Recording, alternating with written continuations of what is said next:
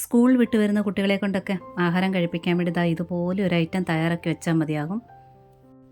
ബ്രെഡോ ബണ്ണോ ചപ്പാത്തിയോ പൂരിയോ അതുപോലെ തന്നെ നല്ല കട്ടി കുറഞ്ഞ ക്രിസ്പി ദോശ ഉണ്ടാക്കിയിട്ട് ഇതുപോലെ ഒന്ന് സ്പ്രെഡ് ചെയ്ത് കൊടുത്തിട്ട് അങ്ങോട്ട് ചുരുട്ടിയെടുത്താൽ മതിയാകും. നല്ല ടേസ്റ്റാണ്. ഇനി കടയിൽ നിന്ന് ന്യൂട്ടല്ല ജാമ ഇതൊന്നും വാങ്ങി വെക്കണ്ട. നമുക്കിഷ്ടമുള്ള നട്ട്സ് കൂടുതലൊക്കെ ഉപയോഗിച്ചുകൊണ്ട് കുട്ടികൾക്ക് ഇഷ്ടപ്പെടുന്ന ടേസ്റ്റിലാണ് ഇതുണ്ടാക്കി കുറച്ച് നാൾ സൂക്ഷിച്ചും വെക്കാൻ പറ്റുമേ. ഇനി ഇത് തയ്യാറാക്കാൻ ചൂട് കട്ടിയുള്ള ഒരു കടായി വെക്കുക. ഞാനിവിടെ 1/2 കപ്പ് ബദാം എടുത്തിട്ടുണ്ട്. നമുക്കിഷ്ടമുള്ള നട്ട്സ് കൂടുതലായിട്ട് ചേർക്കാം. ഞാനിവിടെ കൂടുതലായിട്ട് ചേർക്കുന്നത് ബദാമാണ്. തീയെ ഒത്തിരി കൂട്ടി കൊടുക്കേണ്ട, ഒരു മീഡിയം ഫ്ലെയിമിലിട്ട് നന്നായിട്ട് ഇളക്കി കൊടുത്തുകൊണ്ട് നല്ലവണ്ണം ഈ ബദാം ഒന്ന് ചൂടാക്കി എടുക്കുക. നന്നായിട്ട് ചൂടായിട്ടുണ്ട്. നമുക്കൊന്ന് എടുത്ത് നോക്കുമ്പോഴേ അറിയാം അതിൻ്റെ ഉള്ളൊക്കെ നന്നായിട്ട് ചൂട് കയറിയിട്ടുണ്ട്. ഇത് ഇത്രയും മതി. ഇതിന് വേറൊരു പാത്രത്തിലോട്ട് മാറ്റി വയ്ക്കാം. വീണ്ടും അതേ കടായി വെച്ചിട്ടുണ്ട്. ഇനി 1/2 കപ്പിൻ്റെ ഇത്രയും എടുത്തിട്ടുണ്ട് നിലക്കടല എടുക്കുമ്പോഴേ ഒരു കടല പോലും അഴുക്കുണ്ടാകരുത്. എന്തെങ്കിലും കറുപ്പായിട്ടൊക്കെ കാണുന്ന കടല ഉണ്ടെങ്കിൽ മാറ്റുക. നല്ല കടല നോക്കി വാങ്ങുക. അതുപോലെ തന്നെ മീഡിയം ഫ്ലെയിമിലിട്ട് നല്ലവണ്ണം ഒന്ന് ചൂടാക്കി എടുത്തിട്ടുണ്ട്. ഇത് വറുത്ത കടലയാണെങ്കിലും ഒന്നുകൂടി ഒന്ന് ചൂടാക്കി എടുക്കണേ. ഇനി 1/2 കപ്പിൻ്റെ പകുതി ഭാഗത്തോളം പൊട്ടുകടലയാണ് എടുത്തിരിക്കുന്നത്. പൊട്ടുകടല ചേർക്കുമ്പോൾ തീ ഏറ്റവും കുറവായിട്ടിട്ടിട്ട് നല്ലോണം ഇളക്കി കൊടുത്ത് ഇത് പെട്ടെന്ന് ചൂടായി കിട്ടുമേ. ഓരോന്നോരോന്നായിട്ട് എല്ലാം ചൂടാക്കി എടുക്കണം. പലതിന് പല രീതിയിലാണ് ചൂടായി വരുന്നത്. ഇനി ഇത്രയും കശുവണ്ടി എടുത്തിട്ടുണ്ട്. അത് ഒരു മീഡിയം ഫ്ലെയിമിലിട്ട് നന്നായിട്ടൊന്ന് ചൂടാക്കി എടുക്കുക. ഇതിലിപ്പോഴേ ആദ്യമേ ചൂടാക്കിയ ബദാമും നിലക്കടലയും ഒന്നിച്ച് മാറ്റി വയ്ക്കുക. ഇപ്പോൾ കശുവണ്ടിയും പൊട്ടുകടലയും ഒന്നിച്ച് ചേർത്ത് വയ്ക്കാം. ഇനി കശുവണ്ടിയുടെയും പൊട്ടുകടലയുടെയും ചൂട് മാറിയിട്ടുണ്ട്. മിക്സിയുടെ ചെറിയ ജാറിലിട്ട് നന്നായിട്ട് പൊടിച്ച് വയ്ക്കണേ. പൊടിച്ചിട്ട് ഇതൊന്നും അരിച്ചൊന്നും മാറ്റി വയ്ക്കേണ്ട കാര്യമില്ല. നന്നായിട്ട് പൊടിഞ്ഞ് കിട്ടുമേ. ഇതിനി അങ്ങോട്ട് മാറ്റി വയ്ക്കാം. ഇനി ഞാൻ ചെറിയൊരു കഷ്ണം ചോക്ലേറ്റ് കോമ്പൗണ്ട് എടുത്തിട്ടുണ്ട്. കോമ്പൗണ്ട് ഇല്ലെങ്കിൽ ഇത് ചെയ്യാം. പകരം എന്ത് ചെയ്യണമെന്ന് പറയാം. ചെറിയൊരു പീസ് കോമ്പൗണ്ട് എടുത്തിട്ട് ഒന്നീ ഡബിൾ ബോയിൽ ചെയ്യാം. അല്ലെങ്കിൽ ഇതുപോലെ ഞാനിത് മൈക്രോവേവിൽ ഒരു 30 സെക്കൻഡ് കൊടുത്തുകൊണ്ട് മെൽറ്റാക്കി വെച്ചിട്ടുണ്ട്.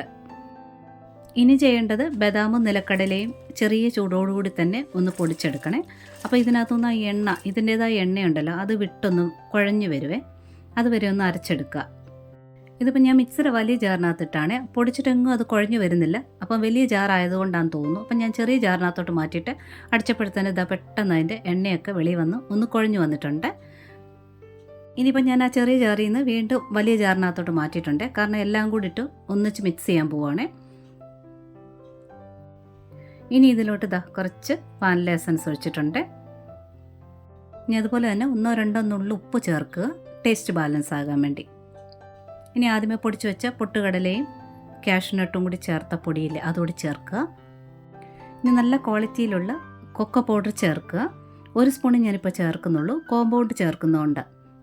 ഇനിയിപ്പോൾ ചോക്ലേറ്റ് കോമ്പൗണ്ട് ചേർക്കുന്നില്ലെങ്കിൽ 1 സ്പൂൺ കൂടെ കൂടുതലായിട്ട് കൊക്കോ പൗഡർ ചേർക്കുക. നല്ല ക്വാളിറ്റിയിലുള്ള കൊക്കോ പൗഡർ ഉപയോഗിക്കണേ. അപ്പം നല്ല ടേസ്റ്റും കളറും ഒക്കെ കിട്ടും. ഇതിൻ്റെ കൂടെ 1/2 സ്പൂണ് ബട്ടർ ഓപ്ഷനിലാണ്, വേണമെങ്കിൽ ചേർത്താൽ മതി. ഇതിലും കുറച്ച് കുറവായിട്ടായാലും ചേർക്കാം.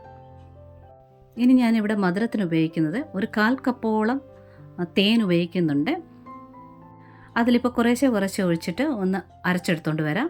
പോരെന്നുണ്ടെങ്കിൽ മാത്രം കുറേശ്ശെ ഒഴിക്കാം. മധുരം പോരെന്നുണ്ടെങ്കിൽ പിന്നെ അതുപോലെ തന്നെ അരയാനോട് ആവശ്യമുണ്ടെങ്കിൽ തേൻ ഒഴിക്കുന്നതാണ് നല്ലത്. മധുരത്തിന് തേനിന് പകരമായിട്ട് നല്ല ഓർഗാനിക്കായിട്ടുള്ള ശർക്കരപ്പൊടി ചേർക്കാം. അതൊന്നും വേണ്ടാന്നുണ്ടെങ്കിൽ പഞ്ചസാരപ്പൊടിയായാലും ചേർക്കാം. തേൻ ചേർത്തിട്ട് ഒരുപാട് നേരം ഇട്ട് അടിക്കരുത് കേട്ടോ. എല്ലാം കൂടെ ഒന്ന് മിക്സായി വന്നാൽ മാത്രം മതിയാവുക. ഒത്തിരി നേരം അരയ്ക്കുമ്പോൾ മിക്സിയുടെ ജാറ് ചൂടാകുമ്പോൾ വീണ്ടും ഇതിനകത്തുനിന്ന് എണ്ണ വെളിയിലോട്ട് വേർപെട്ട് വരുമേ.